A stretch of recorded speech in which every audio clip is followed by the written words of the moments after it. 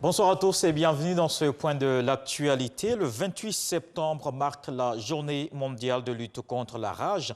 L'Organisation mondiale de la santé veut en finir avec cette maladie qui occasionne un décès toutes les 9 minutes dans le monde. La commune d'Adjamé a accueilli cette 14e édition. En Côte d'Ivoire, durant les 3 dernières années, 72 décès déclarés, dont 49% d'enfants. Le ministre des Ressources animales et halieutiques veut protéger les populations. Moussa Dosso offre à Adjamé plus de 3000 doses de vaccins contre la rage. Il appelle à la vaccination des animaux domestiques pour éliminer cette maladie dans le pays. Après la rage, le gouvernement s'attaque à d'autres maux, les maladies tropicales négligées comme l'onchocercose et l'éléphantiasis. Le ministre de la Santé, Eugène Akaouele, était à Benjerville ce matin pour le lancement d'une campagne de sensibilisation. Au total, 16 millions de personnes à protéger contre ces maladies. Didier Nguessan.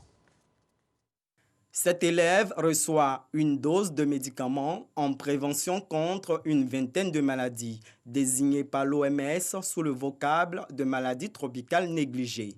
5 de ces pathologies sont à chimioprévention et font l'objet de cette campagne sanitaire. Celle à chimioprévention, on en a 5. La filariose lymphatique qui est connue sous le nom de l'éléphantiasis. On a les géohelminthiases ou les vers donc intestinaux transmissibles par le sol. On a le trachome qui est une maladie également des yeux. On a l'onchocercose et la bilharziose. Je vais donc inviter les Ivoiriens et les populations vivant en Côte d'Ivoire de saisir cette opportunité-là de se faire traiter gratuitement. Cette campagne, qui va durer 5 jours, concerne 16 millions de personnes. Elles ne seront plus que 3 800 000 personnes d'ici à 2021, selon les prévisions du Programme national de lutte contre les maladies tropicales négligées. À l'heure des grandes endémies, tout ce qui peut être évité par une campagne de prévention, par l'administration de médicaments, je crois que la population doit adhérer à ces mesures pour éviter la maladie. Ça ne sert à rien d'attendre de faire la maladie avant de chercher à se faire soigner. 99 districts sanitaires sont concernés. À raison de 150 francs par personne prise en charge, l'opération va coûter 2,4 milliards de francs CFA à l'État de Côte d'Ivoire et ses partenaires. La Covid-19, cette crise sanitaire mondiale n'épargne aucun secteur. L'agriculture est impactée. Dans quelques jours, l'ouverture officielle de la campagne de café et cacao 2020-2021. Les producteurs de la principale culture d'exportation souffrent de divers maux. Ils sont partagés entre surcoût d'investissement, manque à gagner et baisse d'activité. Ces acteurs vivent leur lot de bouleversements liés à la pandémie. Rappelons que le gouvernement a mis en place un plan de riposte Covid-19 avec un fonds alloués au secteur agricole. Dans le reste de l'actualité, au Mali, après plusieurs jours de tractation, le nouveau Premier ministre de la Transition nommé hier, le choix s'est porté sur un civil. L'ancien ministre des Affaires étrangères, Mokhtar Ouane, au sein de la classe politique malienne, la nomination de ce diplomate semble faire consensus. Autre attente des Maliens, le gouvernement de transition, sa composition devrait tomber d'un jour à l'autre.